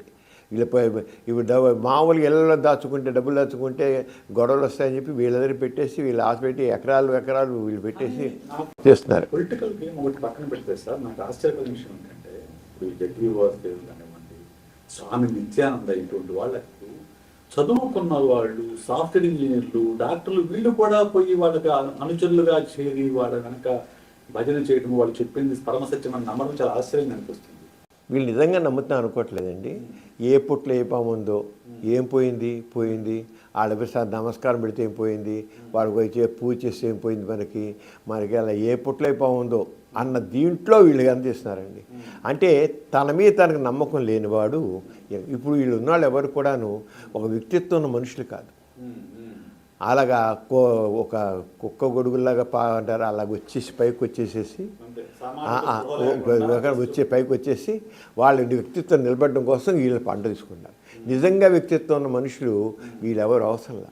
నిజంగా వ్యక్తిత్వం లేదు వీళ్ళకి. వాళ్ళు ఏదో గాలిపాటును వచ్చేసారు వీళ్ళంతే. గాలిపాటును వచ్చేసి వీళ్ళు అండ తీసుకుని ఎదుగుతారు. వాళ్ళు తెలుసు వాళ్ళకేం మనకేం లేదని. ఒట్టి దాంభికం ఇది అంతా. నిజమైనటువంటి వర్తన మనుషులు కాదు వీళ్ళెవరు. ఆ డాంబికంతో ఉండి వీళ్ళందరూ గెయిన్ చేసుకుని వాళ్ళ ఆస్తులు నిలబెట్టుకున్నారు, వాళ్ళ పదవులు నిలబెట్టుకున్నారు, వాళ్ళ హోదాలు నిలబెట్టుకుంటున్నారు, అవన్నీ నిలబెట్టుకున్నారు. అందుకని వీళ్ళందరూ వస్తున్నారు. ఈ స్వామీజీలు కానీ, ఆశ్రమాలు కానీ ఇవన్నీ అందుకని ఉంటున్నాయి. అది ఇవన్నీ కూలిపోతాయి, ఎంతకాలం ఉండవండి. జనాలు చైతన్యం అవుతున్నారు. ఈ ఊరికే పైన షోయే తప్ప ఏం కాదు. జనాలు బాగా అర్థమవుతుంది. ఏం ఉండవే నేను ఇవి చూస్తున్నారు. రాజ్యాలు ప్రభుత్వం ఎలా కూలిపోతున్నాయో, ఇవాళ చాలా గొప్ప ఉండే రెండు పగులు కూలిపోతున్నాయి. ఎందుకు మరి నిజంగా వాళ్ళు గొప్ప ఉంటే ఎందుకు పోతాయి? అంచేత అదేం లేదు. ఇవన్నీ కూడా నిజమైన ఒక రకమైన సైద్ధాంతిక భావజాలంతో వాటి ఒక బేస్ ఉండి వచ్చినవి కాదు. ఇవన్నీ కూడా అలాంటివి. ఏ ఒకటి కూడా సరిగ్గా లేదు. అంచేత ఇవన్నీ ఒకటి వాపే కానీ బలుపు కాదు అంటాను నేను. ఒకటి వాపే బలుపు కాదు. మీరు పాలిటిక్స్ ప్రస్తావన చేసుకొచ్చారు కాబట్టి ఇంతకుముందు నాకు ఎంత పాలిటిక్స్ లో భాగంగానే జరుగుతుందని చెప్పారు. సో మీ సిస్టర్ కూడా ఇక్కడ విజయవాడ పార్లమెంట్ సభ్యులుగా పనిచేశారు. అవునండి, సో మీరు కూడా ప్రజారాజ్యంలో కాలు చేశాను. అవునండి. ఎందుకు మీరు రాజకీయాల్లోకి ఎందుకు రావాలి? జిన్ని రాజకీయాలు ఎందుకు వెనక్కి తప్పు? చిరంజీవి గారు మొట్టమొదట ఆయన బ్లడ్ బ్యాంక్ పెట్టేప్పుడు, అలాగే ఐ బ్యాంక్ పెట్టేప్పుడు ఏం చేశారంటే, నేను ఒక స్వేచ్ఛాగ్రాయ బ్యాంక్ పెట్టి దాన్ని చేస్తున్నాను, నాకు అనుభవం ఉంది కనుక ఆయన ఉన్నట్టే నువ్వు వచ్చి కాస్త మాకు సహాయం చేయాలి, కోఆర్డినేటర్గా ఉండు అంటే, చిరంజీవి గారిని నేను చాలా దగ్గరగా చూశానండి. ఆయన ఇండివిజువల్గా చాలా మంచివాడండి. అప్పటికి ఇప్పటికీ చాలా మంచివాడు, చాలా మంచివాడు. కానీ ఒక నిలదొక్కుని ఉండగలిగే సామర్థ్యం లేదు ఆయనకి. అది లేదు. వ్యక్తిత్వం అంటే స్ట్రాంగ్గా నిలబడతారు. డిటర్మినేషన్ చాలా మంది ఇండివిజువల్గా మనసు ప్రకారంగా మంచి మనసున్న వ్యక్తి. నేను కదా ఆయనకి ఇప్పటికీ నేను ఆ విషయంలో ఏమాతాను, చాలా మంచివాడు. అంచేత ఆయన చూసి నేను మీరు రాజకీయాలకు వస్తే మీలాంటి మంచి మనుషులు, ఆయన నాతో మాట్లాడు ఈ కులాలేంటి మతాలేంటి ఇవన్నీ ఏంటి ఇలా మాట్లాడారు. ఇలాగే ఉండేవారు, నిజంగా అలాగే మాట్లాడారు. నిజంగా ఆయన కపటంగా మాట్లాడు, నిజంగానే మాట్లాడాడు. అప్పటికి అలాగే మాట్లాడతాడు. అలాగే మాట నిజంగా అనుకున్నా నేను ఉండాలని. నేను కూడా ఒక ప్రజారాజ్యం పార్టీ పెట్టడం విషయంలో ఎంకరేజ్ చేసిన వాళ్ళని నేను ఒకరిని చేశాను. బాగా తిరిగాను ఆయన కోసం, చాలా తిరిగాను. నేను మిత్రంగా చాలా చేశాం. తిరిగిన తర్వాత నేను ఉన్న కొద్ది చూస్తే దాంట్లో తక్కిన వాళ్ళని చేరిపోయి దానికి ఒక కులానికి సంబంధించిన పార్టీలా చేసేసారు. చివరికి ఎంతవరకు వెళ్ళిపోయారంటే వాళ్ళు చాలామంది నన్ను కూడా నాయుడు గారు అని పిలవమని ఉంటారు. వాళ్ళ పార్టీని ఒక కులానికి ఆపాదించడమే కాకుండా దాంట్లో ఉన్న వ్యక్తులు కూడా నాయుడు గారే అని నన్ను నాయుడు గారు పిలిచారు. నాయన ఇదంతా ఇంత మనం ఏ కులం లేని మతం లేని మానవులంతా ఒకటి అనుకోవాలి, ఒక నాయుడు అని పిలిపించుకోవడం ఏంటి? నాయుడు నాకేం లేదండి, నాకేం కులం లేదు మతం లేదు, నేను మనిషిని నేను అంతే అంటే నాయుడు గారు ఉంటుండేవాళ్ళు.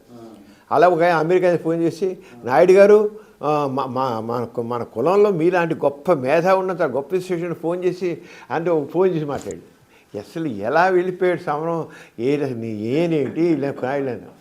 చివరికి ఉన్న కొద్దీ డబ్బు కూడా దాంట్లో వచ్చేసాను. చిరంజీవి గారి దగ్గరికి వెళ్ళాను, ఏమండి నేను మీతో ఎంతకాలం ఉన్నదంతా దీనికోసం, కానీ ఇక కులం ప్రాధాన్యత ఉంది, డబ్బు ప్రాధాన్యత ఉంది. చివరికి ఒక ఎమ్మెల్యే ఒక సీటీ వలన ఎంపీ సీటీ వలన డబ్బులు అడుగుతున్నారు. ఇది నా దీనికి అంతే. నేను మీరంటే నాకు ఇష్టమే, చాలా ఇష్టం. ఎప్పటికీ మీరంటే నేను మన అభిమానించే వ్యక్తిని. కానీ మీ చేతిలో కూడా లేదు. ఇప్పుడు మీ చేతులు కూడా దాటిపోయాయి. ఎవ్వరూ చేయలేరు, మీ చేతులు కూడా దాటిపోయేది. అంచేత నేను మాత్రం తప్పుకుంటున్నాను. ఇక మీ సర్దిద్దుగా చేసుకుని నేను మాత్రం నేను చెప్పేసి ఒక 40 నిమిషాల సేపు ఆయన చెప్పేసి వచ్చాను, బయటకు వచ్చాను. ఎమ్మెల్సీగా చేశాను.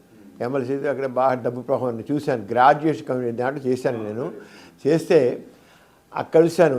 మనం ఓటర్స్ డబ్బులు పుచ్చుకుంటున్నారని అనుకుంటున్నాం కానీ గ్రాడ్యుయేట్స్ కూడా డబ్బులు పుచ్చుకున్నారు. నేను వెళితే ప్రతి చోట ఫలానా అయినా మాకు సెల్ ఫోన్ ఇస్తా అన్నాడు, మీకు ఓటు వేయాలి కానీ మీరు ఏమి ఇస్తారు మాకు అని అడిగారు. ఒక ఎంఆర్ఓ ఆఫీస్కి వెళ్తే మాకు ఒక పెద్ద టీవీ కావాలండి, ₹1,00,000 టీవీ కావాలండి. ఒక కాలేజీ క్యాంటీన్ మా క్యాంటీన్లో టీవీ కావాలండి. అందరూ అడిగినాళ్ళే, లేదా డబ్బులు ఇవ్వని అడిగినాడు. ఏమి ఫోన్లో డబ్బులు ఇవ్వని గ్రాడ్యుయేట్ కాన్స్టిట్యూన్సీలో డబ్బులు ఇస్తున్నారంటే చివరికి నేను సెకండ్ వచ్చాను. నేను మరి 40 మంది క్యాండిడేట్స్ ఉన్నారు, నేను సెకండ్ వచ్చాను దగ్గర. కానీ సెకండ్ పోటీకి ఉంది సార్ సమరం కానీ ఆ డబ్బులు పుచ్చుకున్నారు, డబ్బులు బాగా పుచ్చుకున్నారు. గెలిచిన డబ్బులు బాగా ఇచ్చాడు సార్. సెల్ ఫోన్లు ఇచ్చిన వాళ్ళు మా ఇంటి నిండా సెల్ ఫోన్లు ఇచ్చేసారు. ఇలాగా ఉన్నాయని చెప్పి మాట్లాడు అంటే గ్రాడ్యుయేట్. నేను ఇప్పుడు మీకు చెప్పాలంటే ఇప్పుడు నేను భారత ఎన్నికల కమిషన్ వాడు నేషనల్ ఎలక్షన్ కమిషన్ అని ఈ సంవత్సరం సూపర్ సీనియర్ సిటిజన్ ఐకాన్ కింద పేర్కొంది చేయమంది. నేను వెళ్ళిన చోట చెప్తే మన ఉదాహరణ నేను చాలా చోటుకి వెళ్ళాను. వాళ్ళు అల్లూరు సీతారామ ట్రావెల్ ఏరియా వెళ్ళాను, అక్కడ మాట్లాడాను. మన ఎన్టీఆర్ జిల్లాలో ఒక తండాల దగ్గర వెళ్ళాను, వాళ్ళతో మాట్లాడుతూ అమ్మ చెప్పాము ఏదో ఓటు అంటే మీకు ఆయుధం, అది మీరు ఏటి వేసి మేము ప్రతివాడు కావాల్సిన తిండి కావాలి, బట్ట కావాలి, చదువు కావాలి, ఆరోగ్యం కావాలి, అన్నీ కావాలి. మీరు సరైన అభ్యర్థిని ఎన్నుకొని వాళ్ళు అడగండి, పట్టుకోండి. డబ్బులు పుచ్చుకొని మాత్రం ఓటేసి మీకు అధికారం ఉండదండి. డబ్బులు పుచ్చుకొని ఏంటి అడుగుతూ ఉంటారు, డబ్బులు తీసుకోకండి అన్నట్టు. అసలు ఒకసారి ఓటేసిన తర్వాత ఎవడు వచ్చి కనబడండి మా దగ్గరికి రాడు. మీరు చెప్పారు మేము డబ్బులు తీసుకుని మానేస్తాం ఓటేస్తాం కొన్ని వేసిన మళ్ళీ రాడు. ఇంకెందుకు అది వచ్చే కాస్త ఆ 1000 2000 వదులుకోవడం దేనికండి, ఆ బట్టలు వదులుకోవడం దేనికండి? ఎట్లా అని రాడు. మీరు చెప్పిన ప్రకారం నేను డబ్బులు పుచ్చుకుంటాం కానీ పుచ్చుకోవడం మానేస్తాం. వాడు రాడు. ఎట్లా అని రాడు? మీరు లాభం వచ్చిన దానికి మళ్ళీ ఎట్లా అని రాడు కదా, మేము పుచ్చుకుంటామండి తప్పేంటి అన్నాడు. ఇంకేం అది ఆన్సర్ లేదు.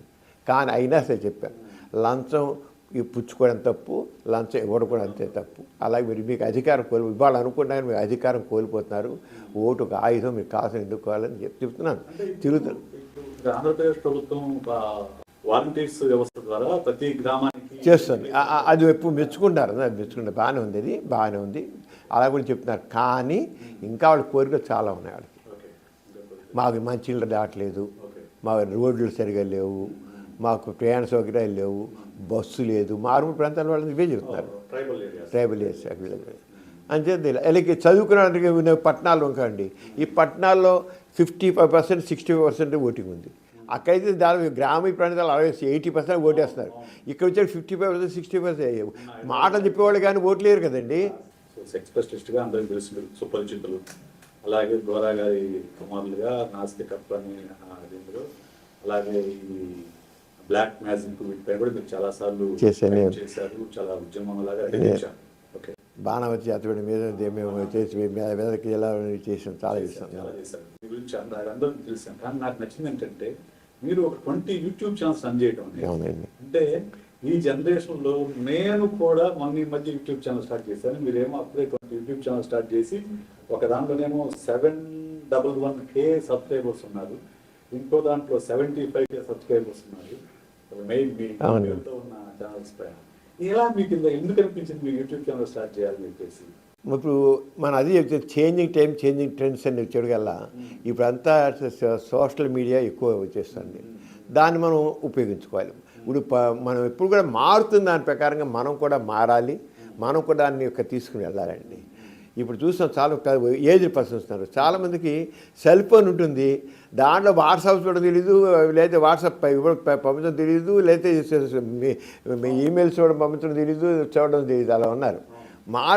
ఎంతో మారిపోయి చాలా ఫాస్ట్గా డెవలప్ అయిపోతానండి. ఇంత దాన్ని మాత్రం ప్రతివాళ్ళు ఆ డెవలప్ అవుతున్నట్టు దాంతో సైన్స్తో పాటు ఆ యుగంతో పాటు మనం కూడా వెళ్ళాలి, ఎదగాలి తప్పకుండా. అందుకే నేను మా ఎథిక్స్ సెంటర్లో నా ఫిబ్రవరి 28న గోరా టెక్నో హబ్ అని పెట్టాను. దాంట్లో లేటెస్ట్ డెవలపింగ్ టెక్నాలజీని అంతా చెప్పారు, తెలియాలి ప్రతి వాళ్ళకని.